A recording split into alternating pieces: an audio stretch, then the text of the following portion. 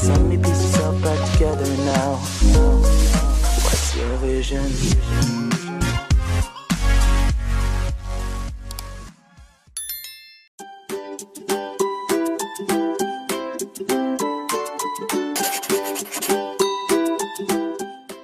Baik, assalamualaikum warahmatullahi wabarakatuh. Jumpa lagi dengan saya Qobla Harumika di YouTube Qobla Harumika. Pada kesempatan kali ini materi yang akan kita bahas masih seputar materi kelas 8 semester 1. Tentunya masih di bab 1 teks berita. Kali ini materi yang akan kita pelajari dan harus dipahami apa ya? Baik, kita simak penjelasan berikut ini.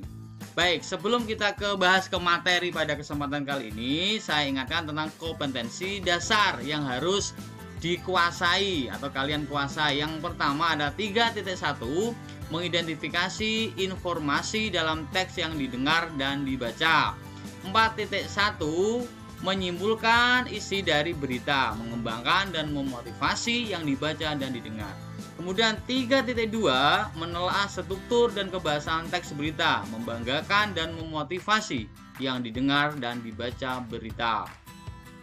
Kemudian yang 4.2, menyajikan data, informasi dalam bentuk berita secara lisan dan tulis dengan memperhatikan struktur, kebahasaan atau aspek lisan, lafal, intonasi, mimik, dan kinesik.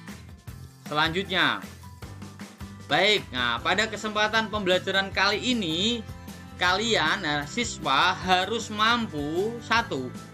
Meringkas pokok-pokok isi berita yang didengar dan dibaca dengan benar, meringkas. Yang kedua, menyimpulkan pokok-pokok isi berita yang dibaca dan didengar dengan benar, menyimpulkan. Yang ketiga, memberikan tanggapan berdasarkan berita yang dibaca atau didengar dengan benar. Sehingga ada 3 poin, meringkas, menyimpulkan, dan memberikan tanggapan. Jadi ketiga ini harus kita kuasai pada pembelajaran kali ini. Baik, selanjutnya, apa itu meringkas? Ya, apa itu meringkas? Baik, meringkas adalah suatu penyajian karangan yang panjang dalam bentuk yang lebih singkat dan efektif. Jadi awalnya panjang menjadi singkat. Meringkas berita berarti membuat berita dalam bentuk pokok-pokok berita saja. Kegiatan ini sangat penting untuk mempermudah dalam memahami suatu berita dan mengantarkan kita pada hal-hal penting saja sehingga dapat hemat waktu dalam pembacaannya. Jadi meringkas itu misalkan ada 10 kalimat, 3, 4, 5, 6, 7, 8, 9, 10. Ini menjadi kurang dari 10. Itu namanya meringkas. Misalkan 20 kalimat, ya kurang dari 20. Lebih singkat dan efektif. Paham sampai sini ya? Jadi pembahasannya meringkas itu menjadi lebih singkat dan efektif.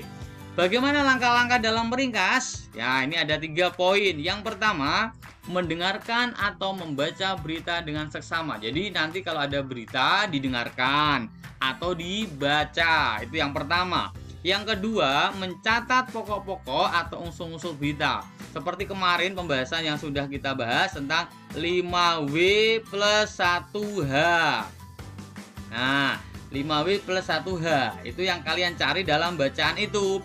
Yang ketiga, menyampaikan kembali ya pokok-pokok atau unsur-unsur berita ke dalam karangan yang lebih singkat. Baik, jadi secara umum gambarannya, misalkan ada 10 kalimat ini yang kita cari hanya berapa? 6 kalimat minimal ya. 5W plus 1H. Maaf, maksimal ya. 5W, what, who, where, when, why, dan 1H. Itu ada 5 kalimat. Itu yang kalian tulis saja. Yang lainnya nggak usah ditulis ya. Yang kemudian setelah ditulis itu menyampaikan kembali pokok-pokok atau unsur berita ke dalam karangan singkat. Jadi yang misalkan di 10 kalimat itu kalian tulis satu apa word-nya ya, kalimatnya lah ya, bukan pertanyaan word-nya, tapi kalimat yang mengandung word. Misalkan 1, terjadi kecelakaan, berarti kan word. Yang ditulis apa?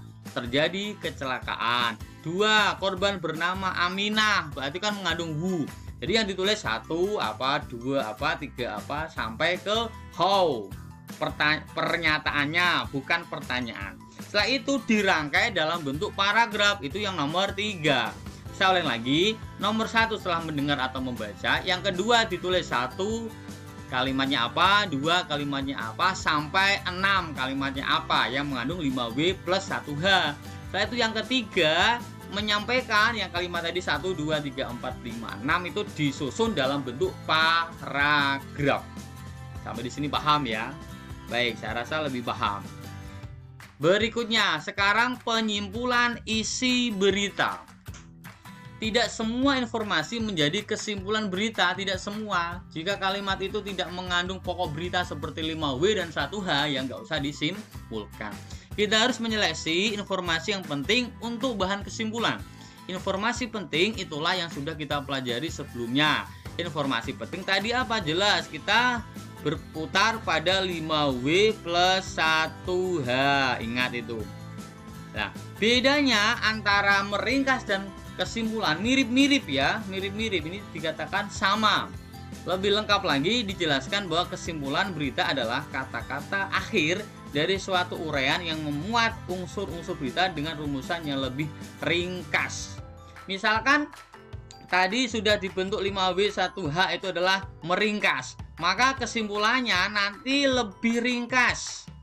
Misalnya ya, jadi misalkan tadi ada berita itu ada 10, kemudian meringkasnya misal ya ini menjadi 6 5W 1H, kemudian menyimpulkannya bisa menjadi 1 kalimat. Paham ya? Jadi 10 kalimat kemudian diringkas menjadi 6 kalimat yang mengandung 5W 1H, kemudian disimpulkan dari 5W 1H itu 1 kalimat saja. 1 ini adalah sebagai gagasan utama dari 5W 1H. Biasanya ini triknya, kesimpulannya itu kalian buat kalimat sendiri dalam 1 kalimat. Gampangnya mungkin kalian cari unsur W saja. W yang pertama apa? What. Nah, itu sudah bisa itu.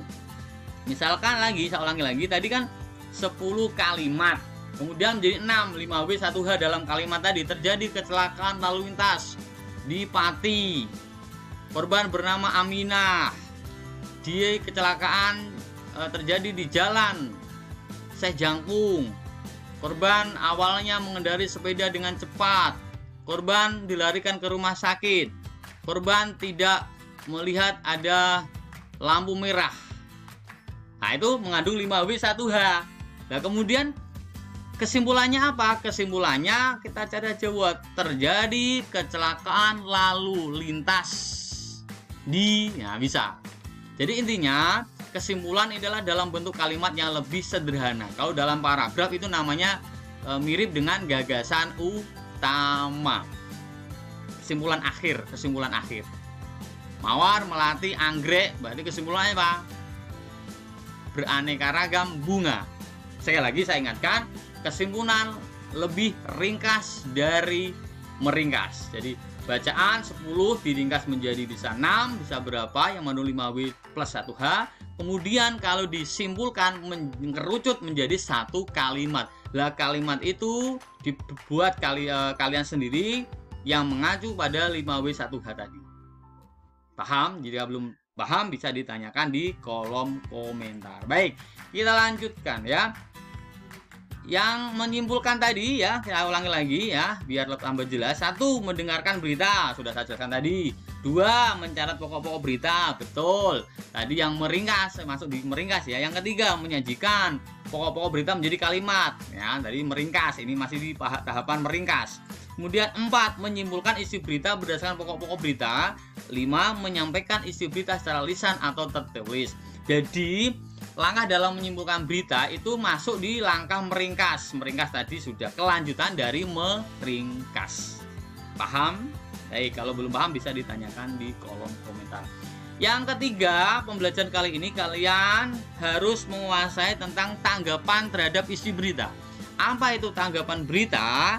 Tanggapan adalah sambutan terhadap hal, peristiwa, masalah, ucapan, pendapat, atau gagasan berupa kritik, komentar, atau yang lain. tanggapan, menanggapi, ya. Bisa mengomentari. Tanggapan dapat berupa ini pernyataan, setuju, bisa tidak setuju, bisa menyanggah, bisa tidak suka, bisa saran, bisa solusi, atau tambahan pendapat. Itu namanya menanggapi. Jadi menanggapi itu tidak harus tidak setuju, bisa setuju ya, bisa tidak suka, bisa saran dan sebagainya. Tanggapan yang dikeluarkan harus bersifat objektif dan disertai dengan alasan yang logis. Jadi kalau menanggapi harus ada alasan. Misalkan ada teman kalian memakai baju, ya kalian menanggapi gini, mohon maaf baju kamu kurang rapi, lebih baik dimasukkan biar tambah rapi. Jadi ada alasan yang objektif, ada yang logis masuk akal ya. Itu hanya tanggapan, contoh ya. Jadi menanggapi dengan sopan dan ada alasan, ada mungkin juga solusi. Tidak hanya menanggapi saja, tidak ada alasan. Seperti itu. Dan tanggapan harus menggunakan kata-kata yang sopan. Baik, gitu ya. Nah, sekarang tanggapan yaitu apa? Persetujuan, bisa sanggahan, bisa saran. Tadi sudah saya jelaskan di awal contohnya. Nah, persetujuan itu apa? Tanggapan yang diberikan terhadap artikel berita informasi sesuai dengan hati dan pikiran. Jadi setuju. Kalau sanggahan, ketidaksetujuan. Mohon maaf, saya kurang setuju. Karena ada alasan. Saya setuju karena berarti ada alasan. Yang ketiga, saran merupakan salah satu bentuk tanggapan untuk menyempurnakan isi pemakaian bahasa dan struktur informasi yang diterima. Jadi setuju, kenapa? Tidak setuju, kenapa? Sarannya berarti solusi ya, solusi seperti itu, atau saran atau komentar. Baik, nah contoh dan pembahasan. Nah, ini contoh, saya berikan satu contoh saja, nanti yang lainnya akan kita bahas di video pembelajaran berikutnya. Nah, di sini bisa dibaca, coba dibaca ya.